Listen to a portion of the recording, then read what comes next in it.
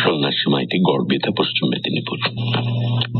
ছেলেটির নাম ছিল রাম, কিন্তু স্কুলের প্রতিটি পরীক্ষায় ফেল করার সুবাদে তার নাম হয়ে গেল ফেলুরাম। এদিকে পরীক্ষায় পাশ না করলে কি হবে?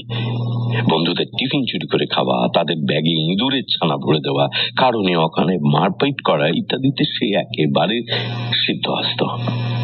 তাই স্কুলে ফেলুরামকে চেনে না এমন একজনও নেই। তখন সে ক্লাস 8-এর ছাত্র।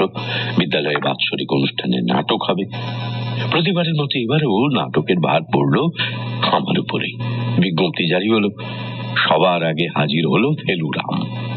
নাটক করার জন্য সে একেবারে নাছোড়বান্দা। আমার নাটকের প্লট অবশ্য পিছিয়ে পড়া ছাত্রছাত্রীদের নিয়েই, তাই নাটকের প্রধান চরিত্রের ভূমিকায় ফেলুরামকেই সবচেয়ে যোগ্য বলে মনে হলো। মহড়া শুরু হলো। 7 দিনেও কিন্তু ফেলুরামের উন্নতি হলো না। আমি ক্রমশ হতাশ হচ্ছি। এমন সময় মহড়া দেখতে এলেন অমল বাবু, তারপর এলেন বিমল বাবু। ফেলুরামকে দেখে দুজনের ঠোঁটের কোণেই দেখা গেল বিদ্রুপ আর তাচ্ছিল্যের হাসি। মহড়া শেষ হলো, সবাই একে একে চলে গেল। তারপর কাঁদো কাঁদো হয়ে ফেলুরাম বলল, স্যার, আমি কি সত্যিই ফেলুরাম? কখনো কি পাশ করতে পারবো না? পরম আন্তরিকতায় চোখের জল মুছিয়ে বললাম, ধুর পাগল, কেন পাশ করতে পারবি না? নিশ্চয়ই পারবি। আসলে কি জানিস, জগতে কোনো কিছুই অসম্ভব নয়, দরকার শুধু ইচ্ছে শক্তি আর অধ্যাবসায়। তাই হাল না ছেড়ে প্র্যাকটিস চালিয়ে যা, লক্ষ্যে একদিন ঠিক পৌঁছতে পারবি। তাছাড়া আমি তো সঙ্গেই আছি। পরের দিন থেকে ফেলুরাম বদলাতে শুরু করলো। আমিও আশ্বস্ত হলাম। সঙ্গে পেয়ে গেলাম বেশ খানিকটা মনের জোরও। নির্দিষ্ট দিনে নাটক শুরু হলো। মঞ্চের পর্দা সরলো, উইংস দিয়ে প্রবেশ করলো ফেলুরাম।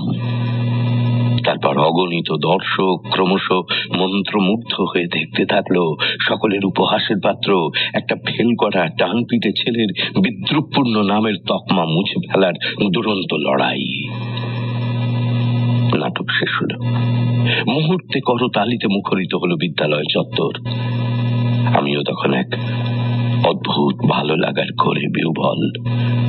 সম্বিত ফিরল রামের ডাকেই, স্যার, স্যার, এবার আমি পাশ করেছি তো।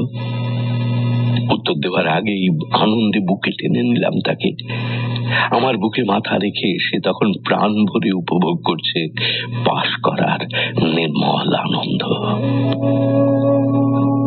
সন্ন্যাসী মাইতি, গড়বেতা, পশ্চিম মেদিনীপুর।